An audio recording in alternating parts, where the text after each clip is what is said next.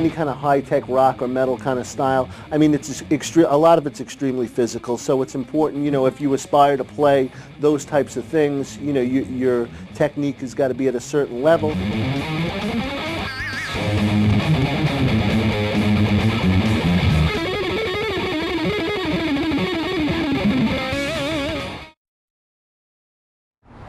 Hi, I'm Matt Marvoglio, Dean of the Professional Performance Division at Berklee College of Music. Welcome to When Music Works. Today, our lesson and topic for discussion is chop building from the shredding guitarist's perspective. Our featured artist and teacher is Joe Stump. Joe Stump is an incredible rock guitarist and an assistant professor in the guitar department. In the lesson today, you will learn how to work with a metronome to increase your speed. You will learn some scales and riffs to develop your solos, and also get some great practice tips. Let's get started and see what Joe has to offer.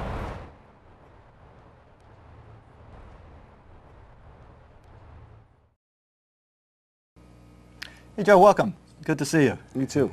So the lesson today is a chop building lesson in how to get your chops together playing some rock guitar. Yes, yes. Just some basic metronome skills, some tremolo picking stuff. I have this one double picking etude, and a couple small like exercisey type things that are great to throw in your routine to start working on your hands. Is this for all different styles of rock playing, or is it specific to one area? Well, I mean, the way I play it and the way that things are set up, it's obviously more, you know, hard rock and metal and shred tinge, whatever you want to call it. But I mean, practicing intervallic things within scales and like using the metronome and working your working that kind of stuff into a practice routine and applying that kind of discipline is that's great for players of all styles. Players of all styles do that. I mean jazz players and fusion players end up playing wider intervallic things as opposed to rock players that are usually working with closer intervals. Mm-hmm. And I think everybody should work with a metronome, huh? Yes, yes, yes. I guess a lot of people own them but never really take them out. Exactly. You know, the first step is like, well, do you own one? Do you ever turn it on? I mean, you know, my students at Berklee, they'll be working on classical pieces or etudes of mine or whatever, and I'm like, that sounds great. Now let's try it with the click. Oh, I didn't practice that with the metronome. Mm-hmm. Don't you hear the metronome going in my room when you hear me practicing constantly? So, you know. Sure. Metronome use important. And what about the setup? When you're practicing, I know you're practicing with a metronome and you're practicing with a sound that seems very similar to what you would play in performance. Yeah, exactly. I mean, when I'm firing up live, I have the walls and Marshall stacks and the whole 9 yards and everything. But obviously, it's important to have a good tone when you're practicing, and it's extremely important to because obviously that's going to inspire you to practice. If you have a awful guitar tone, it's not going to be conducive to wanting to play. Right. And then obviously one big element of rock guitar is developing the tone and the sound under your hands. So if you're, you really want to practice with as close to a tone as you would be performing with. Great. And before we get started, what do you think we need to know to really get the most out of this lesson? Is there certain scales or? A lot of the stuff is very self-explanatory. I mean, just quick, I can just kind of run through a little primer of the scales used in hard rock and metal. I mean, obviously, the main one I use is the natural minor scale, which is just the pentatonic scale plus a couple extra notes. Sure. I mean, here's A minor pentatonic. And the natural minor, you're just adding, a couple extra notes to that.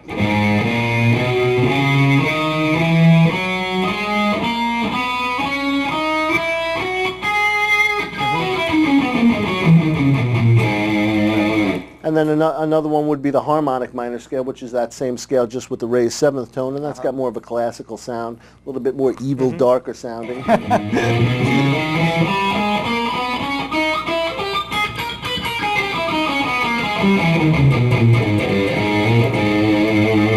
I feel more evil and darker already. Exactly. Exactly. Just the sound of the scale conjures up all kinds of... So in this chop building, it's really based upon not so much the harmonic theory of things or whatever, but really getting your hands together, yeah, it's more of a physical thing because, playing in the style that I play, and any kind of high-tech rock or metal kind of style. I mean, it's a lot of it's extremely physical, so it's important, you know, if you aspire to play those types of things, you know, your technique has got to be at a certain level. And there's enough things where, like, some players that are just starting out are going to be able to get something out of it. It's not, like, too far over their head. And the more advanced players will be able to latch onto the stuff, because even though some of it might be pretty simple, I'm playing at a pretty burning tempo. Right. So you know, I tried to make it a bit more general, so I wasn't alienating either advanced players or, you know, lower level guys. And like the harmonic minor scale you were saying, it sounds more classical.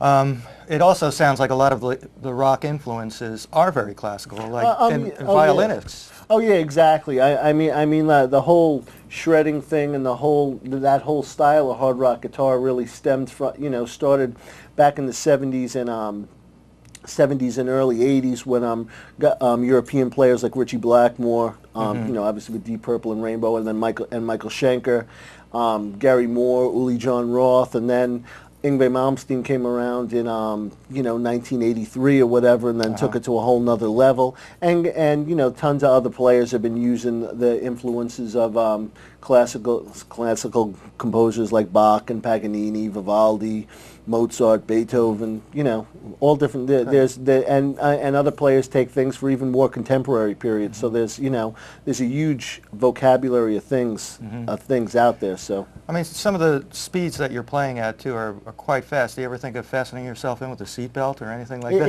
Exactly. Exactly. That's why I wear all this jewelry on my hand. So I can actually, if I take it all off, I'm going to play so fast that actually human beings won't be able to hear the pitches. So that actually holds you back. Exactly. Only dogs and like certain kinds of birds and stuff. Well, great. I'm looking forward to it. Well, let's get started. All right. Cool.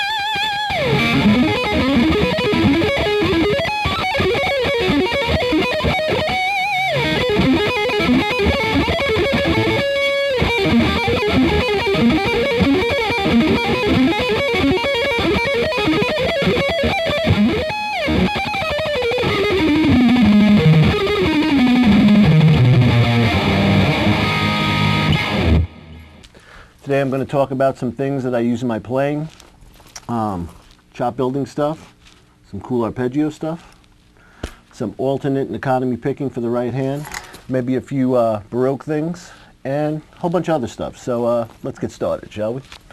All right, so one of the keys to working on one's technique, chops, hands, is the metronome.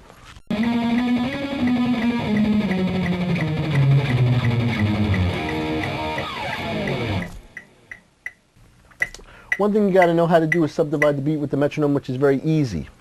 All you have to have is basic math skills, meaning like I got the metronome clicking at 120 now, and just quarter notes with the metronome. That's one beat for each beat, one note for each beat of the metronome. So that's very, very, very easy. And I'm going to do that inside the A minor scale right here, the guitar-friendly key of A minor.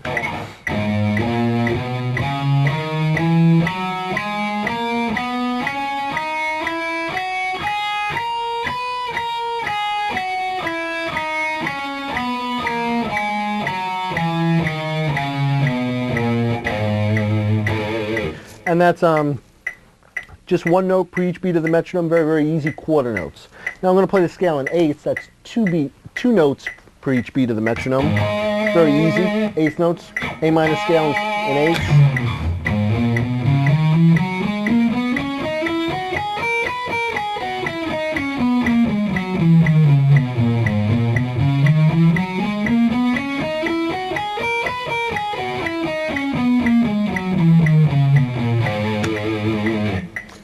Okay, and now I'm going to play the A minor scale. I'm going to change up the fingering, play 3 notes on each string. Now I'm going to play triplets, 3 notes for each beat of the metronome.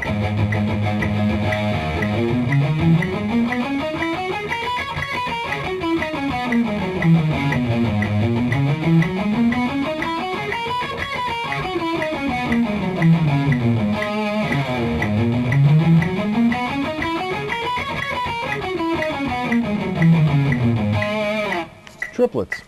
And last, 16ths, that's right, 4, you guessed it, 4 notes per each beat of the metronome.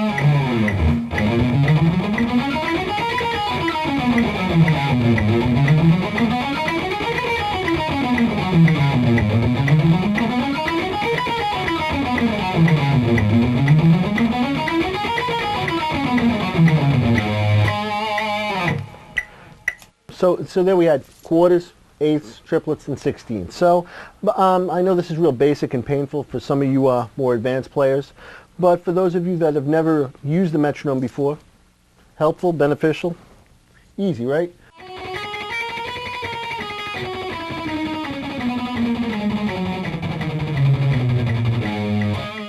All right, so the next thing I'm going to do is I'm going to tremolo pick each note in the A minor scale 4 times in sixteenths, and this is a really easy way to develop your right hand and pick up and down. Starting on a down, down, up, so when you go to the next note or the next string cross, you're starting on a down again. So very easy way to unconsciously alternate pick. Plus, another thing that's cool to do is you take a key, tonality, area of the guitar that you are a little unfamiliar with, those of you that have this down already, and you can use it to reinforce new knowledge of newly learned scale fingering or working in a key that you're a little bit more unfamiliar with. So A minor here, banging on each note 4 times in sixteenths. Painfully easy, but I'm going to do it at like 170, so so I don't fall asleep.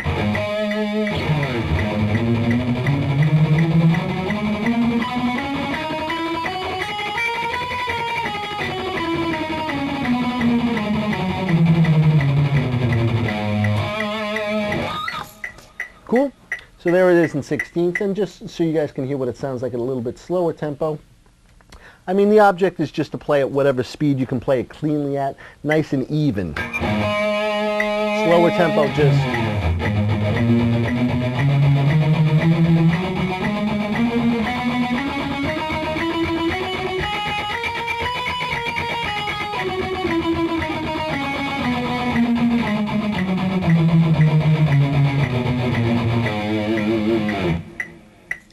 Now here's another cool tremolo picking bit where I'm going to play each note in the scale 4 times again, tremolo picking in sixteenths. But in this case, I'm going to take the guitar-friendly key of E minor,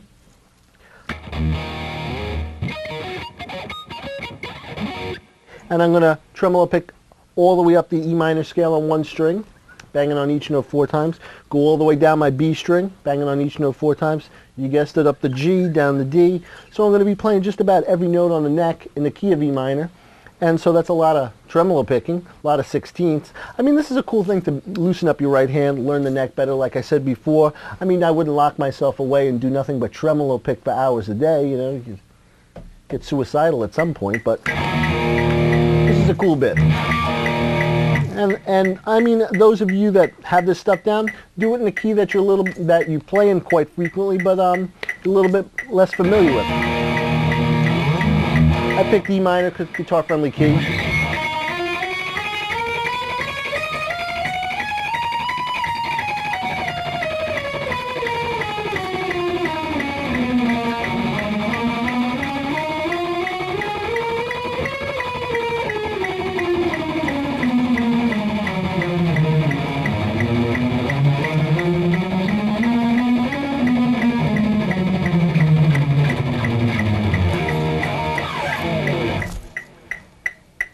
Cool.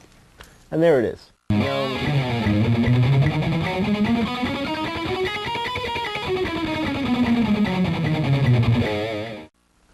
Alright, so next technique I'm going to talk about is double picking, double noting. And what that is I'm playing each note in the scale 2 times in 16ths. And I'm going to just do it within the scale first, and then I'll play a couple cool exercises, and then I'll play our very first etude that I'm going to play, which is a double picking etude, which is a favorite bit of mine, an excerpt from a track. Double noting, double picking, like I said, 2 notes at a time in 16ths. You find that in classical music. The Bach's Brandenburg Concerto, that's got some double noting in it. The Bandiera, a bunch of Bach pieces, and some other classical composers use the double noting. And as well as some of the old school European traditional hard rock guitar masters, the guys that really influenced me. One of my favorite guys is Gary Moore. Irish guitar player who was more of a hard rock guitar player, metal guitar player in the 80s, and now he's more of a blues guy, but tremendous player, and great tone, great technique, great vibe, great feel, so, you know, and a big influence on me, and he uses technique quite a bit. But started out just doing it within the A minor scale. Now if I was playing eighths within the A minor scale, it'd just be, you know,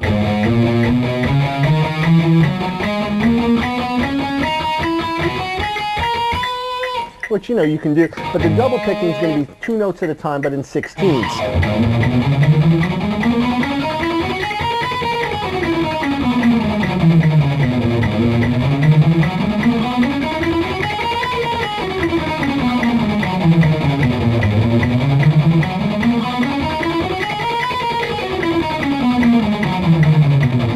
And let's just write up A minor, but you know, I'm using A minor because it's a very common key in hard rock and metal, shred, whatever you want to call that nonsense, and also also it's a key relative to C major, a key that everybody, scale and key that everybody should know. If you don't know it, now you know it. Once again, slow with the A minor fingering, but you can finger the scale many different ways, you know.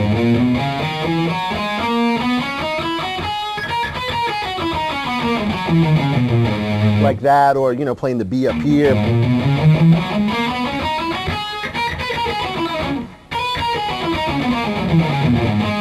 You know, 3 notes per string.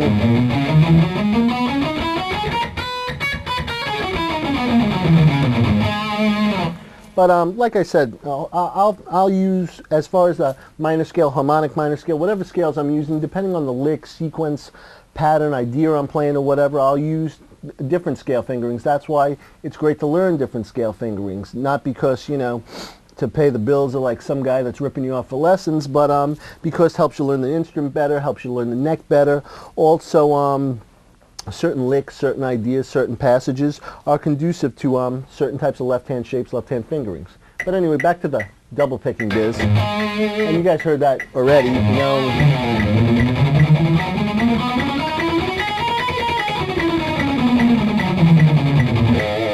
Like that. And now I'm going to take this little E harmonic minor passage, which is cool, and I'm going to double pick it. First of all, I'll play the passage slow. It's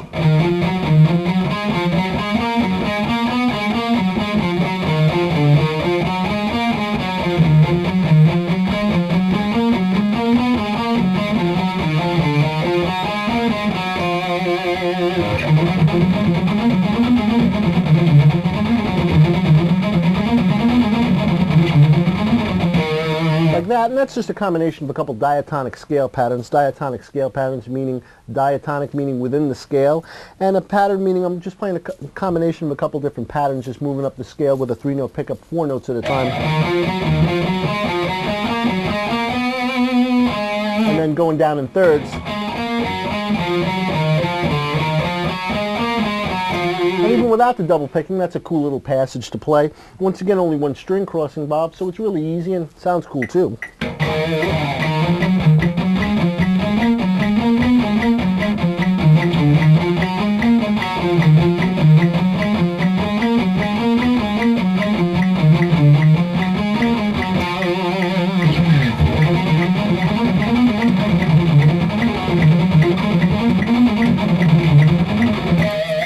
Now I'm going to double pick that same passage, so now I'm going to be banging on each note 2 times in 16ths.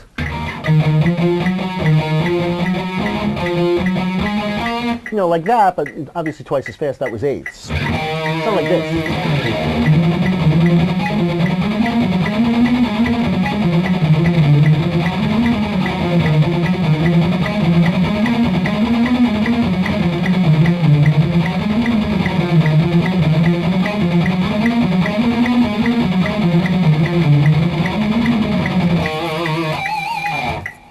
Cool, so there's another cool bit to practice. Once again, all easy stuff, easy stuff.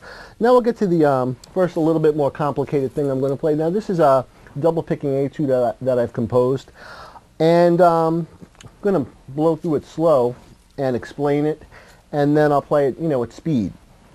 First of all, the chords: D minor, B flat major, C major, and now the climb is going to be A major, B flat major, C major, and A with C sharp in the bass, a chord that no younger guys seem to know for any reason. I play this chord in like some of my master classes, lessons, labs, and they say, what chord is that, you know? And all it is obviously triad. You got 3 notes in the triad, hence the term tri, right? And different notes in the triad can take turns being in the bass, and in this case you got the 3rd in the bass, so it gives you, you know, a little bit of different sound. There's the little A major triad, and there's a C sharp in the bass. Once again, very easy. Another easy way to play it. There's the A major at the nut, like that. And just so you guys get an idea what the groove is like behind this double picking etude, sounds like this. A fierce Euro metal groove.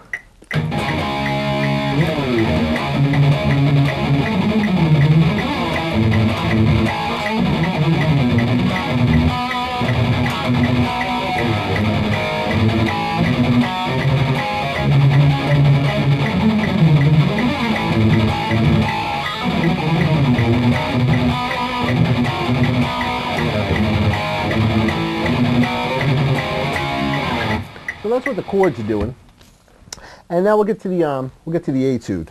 And maybe later on I'll break that chord thing down, because I'm playing, you know, playing the chords and playing some cool 16th note fills. So if you're interested in that, I'll break that down slow for you guys. All right, cool. So the first thing, now what I'm doing here with the double picking bit is I'm outlining the chords. And so this is also cool. First of all, it's great for your right hand, outlining these triadic shapes that you know, so help you learn the triads good on the neck. So it starts like this very slowly. It's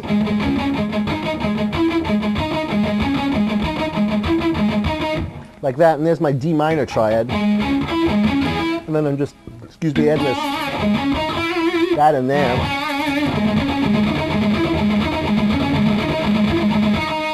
Then I go to B flat major.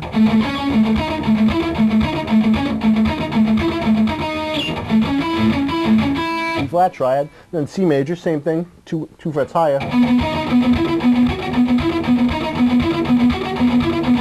And then the climb is A major, C major, and then C sharp diminished, and I'm using the C sharp diminished over the A with C sharp in the bass. Very cool sound, but theoretically works really nice because the C sharp diminished is almost the same as an A dominant 7 chord. But I don't want to get into the deep theory end of it. We're talking more about just technique and building up your chops. So that little bit in time fast sounds like this.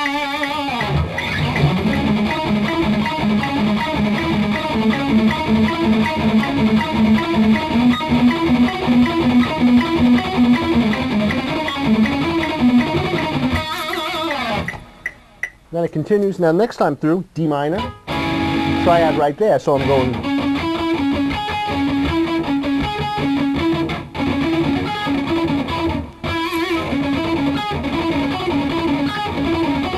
And then B flat major. And then C major right there. Then I'm doing a little sweep thing, A major, B flat major, C major, C sharp diminished. All right, so those first two set, and then so you get the D minor triad there, B flat major triad there, C major triad there, and then the climb. And the picking pattern on the sweep, we'll have a whole arpeggio section of this bit, but just for now, the picking pattern on the sweep is down, down, down, down, up, pull, up, up. Very standard way to play that sweep. Down, down, down, down, up, pull, up, up, and for each shape.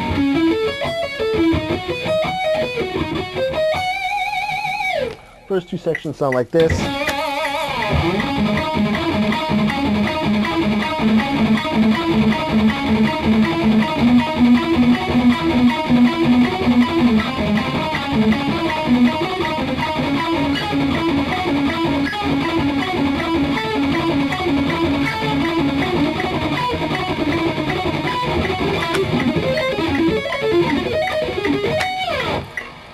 Cool. Now the last section, chord sequence once again. Now I'm up here in 5th position, D minor triad.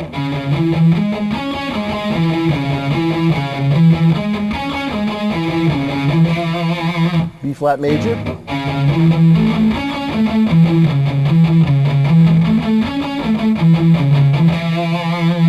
C major.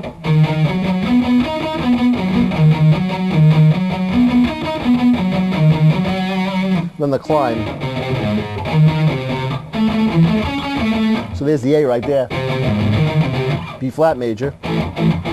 Just part of that chord. C major. Just part of that chord.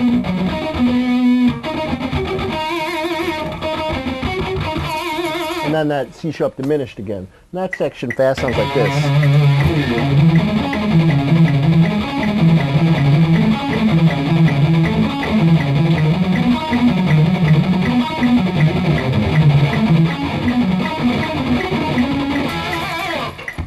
You can see fierce metal, but great for your right hand. Cool because you're picking up and down. Another reason this is a fun thing to play, and another reason I started with it is because you don't have to kill yourself. You know, those of you guys that are just getting into some of these things and your right hand isn't all that developed yet, you can still play it. It sounds cool and you don't have to kill yourself technically. Maybe not to play it at, the speed I'm playing it at, 160, but still sounds very cool at a slower tempo as well.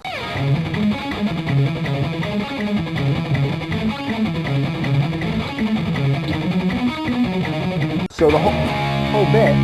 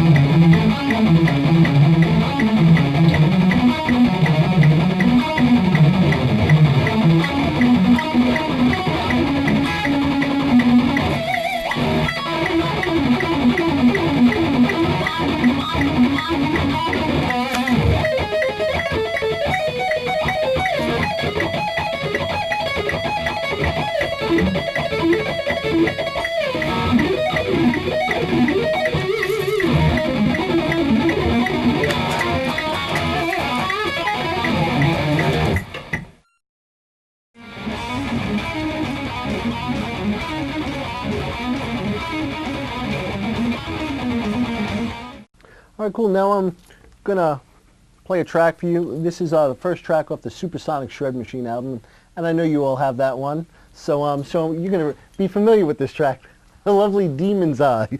This is the first track on the record, and when I play this, I'm gonna combine a bunch of those techniques we talked about earlier in the bit. So listen for them. You'll hear them.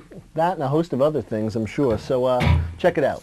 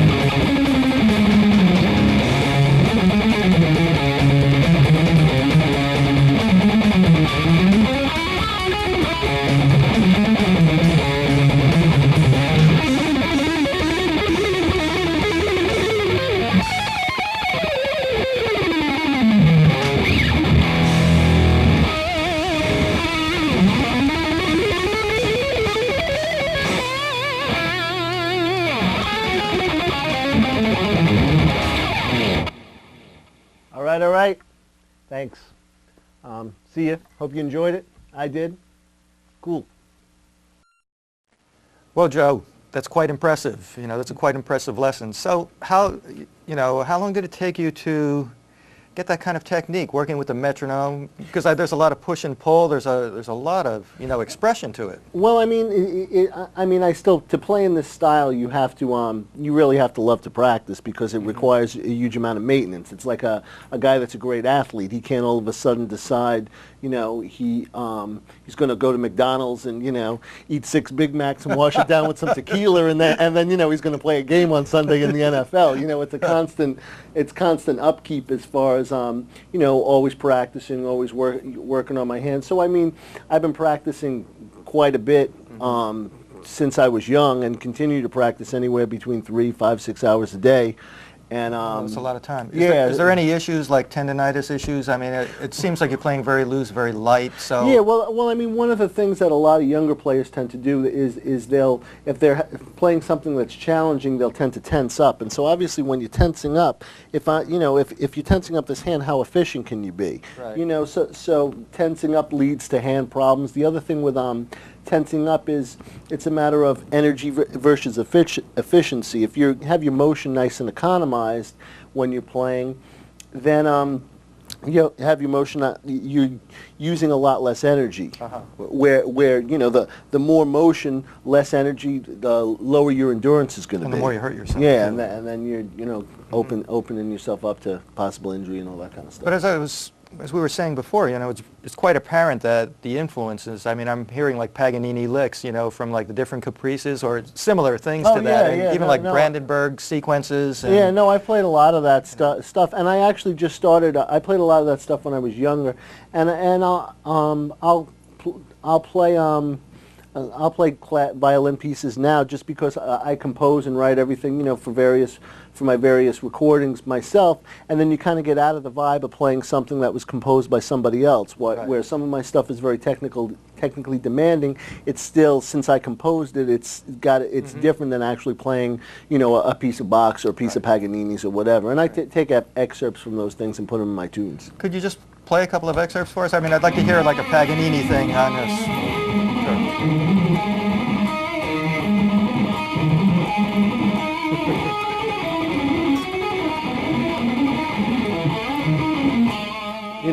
Like that's just from 20. That's just a little bit from 24, and then you get the. Right.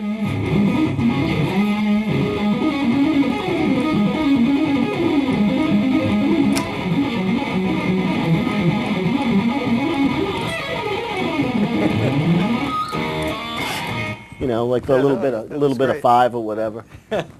Just a little bit of 5. A little good old number 7. Number 7. Yeah, I mean they're so hard. Like I played like on my newest record. I actually played starts out with a 6-minute guitar solo, and some of that's actually at the top of the video where I'm playing the cadenza by myself. But I play like a portion of 5, and it's just and even just a small portion of it, and I'm playing it a tad, like Itzhak Perlman's probably playing it close to 170, or Elliot Fisk, and I'm playing it like probably in the 150s in this the midst of the track, and it's it's so hard, and I'm only playing an excerpt of it, like I said. Yeah, that's great. Any other tips about practicing or anything before we set out? Well, one good piece of advice, gem of wisdom for everybody, is I mean, obviously rock guitar is all about just picking the thing up and vibing out and rocking out, and so you want to have some of your practice routine like freed up like that, where it's not not like you're getting hit on the knuckles with a ruler or whatever, but if you also want to mix it with some of the discipline type things that we talked about today. So if you can kind of balance the two, works out really nicely. Not just like it's great to jam along with CDs or lift solos by your favorite players, or put on a groove and just start playing, or compose things or whatever, and just sit there, vibe out and rock out, work on your tone or whatever. But it's also it's also important to have a disciplined approach to practice, working with the metronome, all those types of things. That's great advice. Well, thank you very much. It was a great lesson. All right, cool. Take care. All right.